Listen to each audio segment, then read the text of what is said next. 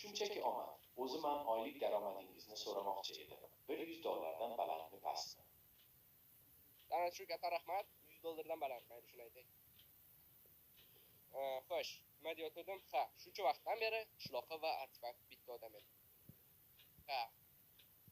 Xuddi shunday. Lol qoldingizmi? Yig'layotgansiz. Nimaga yig'layotgansiz? Yig'lamaylar. Men ataylab buni shu vaqtgacha aytmagandim, sababi videoga bo'lgan qiziqishingiz tushmasligi uchun. Sizlarga video qandaydir ikkita personajning suhbatidek tuyulishi uchun shu qancha vaqtdan beri aytmagandim. Yo, yana bitta taraf. Biz bilgandik, biz kutgandik. Ha, bilganlar ham bor edi menimcha. Hamma hayron qolyapti. Yig'lamaylar. Nega?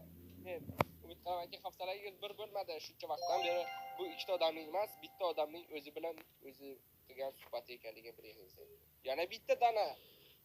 Danatlar bir kuni jam bo'ldi. Assalomu alaykum. Nima gap? Albatta sifatli dublyaj Kars o'zbekcha kanalida. Sizga ham salom, danat uchun rahmat. Ha, shuncha vaqtdan beri artefakt qishloqqa. Ya'ni bitta odam o'zi ovoz beradi. Hayron qoldingizmi? Masalan, men hayron qolgan bo'lardim. Qanaqa bundan keyin meni ko'chirib qo'yib o'ldirish.